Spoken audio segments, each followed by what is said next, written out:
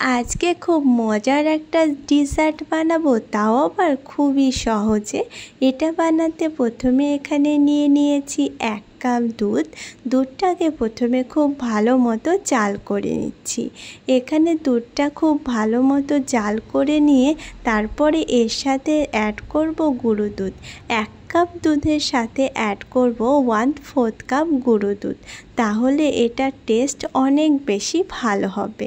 এখানে 1/4 কাপ গুঁড়ো দুধের সাথে অ্যাড করব 2 চামচ সুজি। এখন ফ্লেমটাকে একেবারে লো রেখে দিয়েছি আর খুব ভালো মতো এইগুলো দুধের সাথে মিক্স করে নেব। সুজিটা যদি না দিতে চাও সেক্ষেত্রে দুধের পরিমাণ আরও বেশি ইউজ করতে হবে, তবে সুজি দিয়েও বানানো যায়, খেতে অসাধারণ লাগবে। খুব ভালো মতো মিক্স করে নিয়েছি। ভালো মতো মিক্স করে নিয়ে এখানে অ্যাড করব কিছু ড্রাই ফ্রুটস। তো এখানে আমি কিছু ড্রাই ফ্রুটস নিয়ে নেব নিজের পছন্দ মতো। যে ড্রাই ফ্রুটস ঘরে আছে সেটাই ব্যবহার করবে। এখানে আমি নিয়েছি পিস্তা কুচি, তার সাথে নিয়েছি কিশমিশ কুচি, আর নিয়েছি বাদাম কুচি, আর এর মধ্যে দিয়ে দিয়েছি 1/4 কাপ চিনি আর 1 চামচ ঘি। সবগুলো উপকরণ খুব ভালোভাবে একসাথে মিক্স করে এভাবেই সুজির একটা স্টাফিং বানিয়ে নিচ্ছি। সুজি আর ব্রেড দুধ দিয়ে তৈরি এই ব্রেড মালাই রোল ডিজার্টের রেসিপি খেতে অসাধারণ হয়। মিষ্টির কোনো রেসিপি যদি বানাতে চাও তাহলে এটা একবার বানিয়ে দেখো।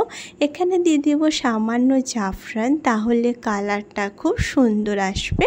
তবে জাফরানটা না থাকলে ফুড কালারও ব্যবহার করা যাবে, বা এমনিতেও এটা খেতে অসাধারণ হবে। জাস্ট কালারের জন্য এটা আমি ব্যবহার করেছি।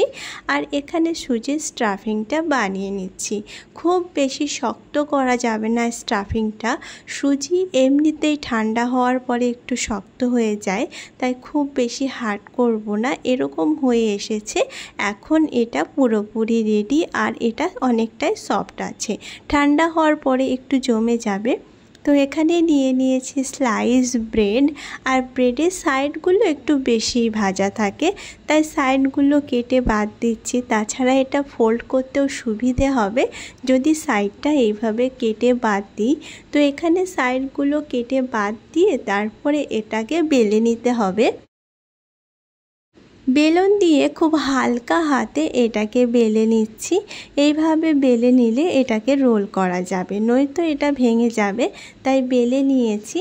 এখন সুজির যে স্টাফিংটা আছে সেটা এর মধ্যে দিতে হবে, দিয়ে এটা রোল বানিয়ে নিতে হবে। সুজির স্টাফিংটা পুরোপুরি ঠান্ডা হয়ে গেছে। ঠান্ডা হওয়ার পরে দেখতে পেয়েছো আগের থেকে অনেকটাই শক্ত হয়ে আছে। এরকমভাবে রোল বানিয়ে নেব একটা সাইডে দিয়ে, তারপরে এটা হাত দিয়ে এরকমভাবে ফোল্ড করে দেব রোলের মতো। এইভাবে খুব সহজে এই রোলগুলো রেডি হয়ে যাবে। এখন সবগুলো রোল এইভাবেই বানিয়ে নেব। দেখতে পাচ্ছ কতটা সহজে এই রোলগুলোকে ফোল্ড করা যাচ্ছে। হালকা হাতে ব্রেডগুলোকে বেলে নিতে হবে যাতে না ভেঙে যায়। এখন সবগুলো রোল এইভাবে বানিয়ে নিয়েছি। আর এখানে একটা দুধের স্টাফিং বানাবো, যার জন্য এখানে আমি নিয়েছি 500 গ্রাম দুধ।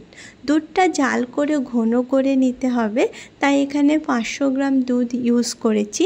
দুধটা ঘন হলেই এই ডিজার্টটা খেতে অসাধারণ লাগবে। দুধটাকে খুব জাল করে ঘন করে নেব। এখানে 500 গ্রাম দুধ জাল করে আমি 250 গ্রাম করে নেব, আর সেটাই এখানে ইউজ করব। দুধটা যখন এইভাবে ধীরে ধীরে ঘন হয়ে আসবে তখন এখানে ব্যবহার করব চিনি আর সামান্য পরিমাণে ফুড কালার, যাতে দেখতেও ভালো লাগে। তো এখানে 1/4 কাপ চিনি দিয়েছি আর সামান্য দিয়েছি জাফরান। এখন খুব ভালোভাবে মিক্স করে নিয়েছি।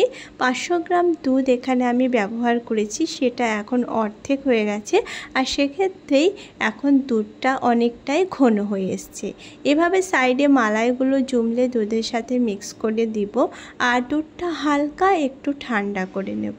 খুব বেশি ঠান্ডা করব না, আর খুব গরম সাথে সাথে দিয়ে দিলে ব্রেডটা ভেঙে যেতে পারে, তাই হালকা গরম থাকতে এটা ব্রেডের উপরে দিয়ে দিচ্ছি। খুব বেশি গরম নেই বা একেবারে ঠান্ডা হয়ে যায়নি। আর এভাবে দিয়ে এটাকে ফ্রিজে রেখে দেবো 8 ঘন্টার জন্য। ঠান্ডা ঠান্ডা খেতে এগুলো অসাধারণ লাগে, তবে ফ্রিজে না রাখলেও নর্মালেতেও খাওয়া যাবে, তবে একটু ঠান্ডা হয়ে খেলে বেশি ভালো লাগে। এইভাবে দুধের স্টাফিংটা দিয়ে দিয়েছি, এখন এর উপর দিয়ে দিচ্ছি কিশমিশ, তাহলে দেখতেও অনেক বেশি সুন্দর লাগবে। ব্রেড মালাই এই ডেজার্টের রেসিপি একেবারে রেডি। উপর দিয়ে একটু জাফরান দিয়ে দিয়েছি। পুরোপুরি দুধটা শুষে নিলে তারপরে এখানে মালাই রোলগুলো সার্ভ করছি। আশা করছি সবার খুব ভালো লাগবে।